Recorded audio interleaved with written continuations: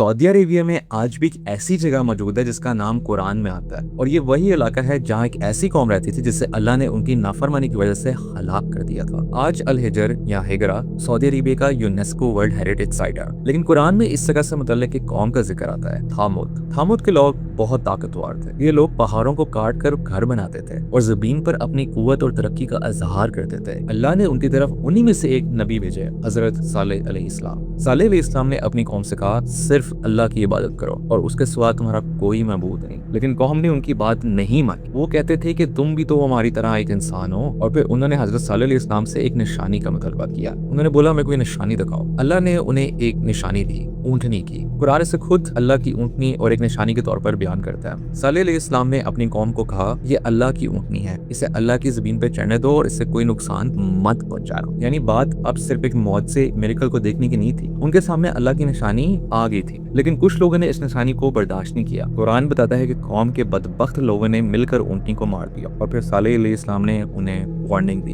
अपने घरों में 3 दिन और फायदा उठा लो, बस 3 दिन। लेकिन इस वार्निंग के बाद भी वो अपनी जगह से नहीं हिले। कुरान में आता है कि वो सालेह अलैहिस्सलाम के खिलाफ साजिश करने तक पहुंच गए थे। उन्होंने कहा कि हम सालेह और उनके घरवालों को रात में नाउज़ुबिल्लाह खत्म कर देंगे और फिर उनके वली से कह देंगे कि हमें कुछ पता ही नहीं। लेकिन अल्लाह की तदबीर कुछ और थी। जब अज़ाब का वक्त आया, सालेह अलैहिस्सलाम और उन लोगों को अल्लाह ने बचा लिया जो उन पर ईमान लाए थे। लेकिन थामुद, कुरान मुख्तलिफ जगहों पर उनके अज़ाब का जिक्र करता है। एक जगह जबरदस्त चीख का जिक्र है, एक जगह ज़लज़ले का। और कुरान बताता है कि सुबह तक वो अपने घरों में ऐसे भरे थे जैसे कभी वहाँ रहे ही ना। सोचें, जो लोग पहाड़ों को काट कर अपने लिए घर बना लेते थे, जो अपनी ताकत पर इतना भरोसा करते थे, आखिर में उनकी वही ताकत उनको ना बचा सकी। और यहाँ एक बहुत इंटरेस्टिंग बात है, आज सऊदी अरेबिया में अल हिजर हिजरा नाम की एक हकीकी आर्कियोलॉजिकल साइट मौजूद है। वहाँ पत्थरों को काट कर बनाए गए बहुत बड़े मकबरे और स्ट्रक्चर्स आज भी खड़े हैं। यूनेस्को ने हिजरा को वर्ल्ड हेरिटेज लिस्ट में शामिल किया हुआ है। लेकिन यहाँ एक जरूरी क्लैरिफिकेशन है, आज जो हिजरा के रूल्स मौजूद हैं, यूनेस्को उनको थामुद के वेरीफाइड घर नहीं कहता। यूनेस्को के मुताबिक सर्वाइविंग मॉन्यूमेंटल साइट्स का ताल्लुक ज्यादातर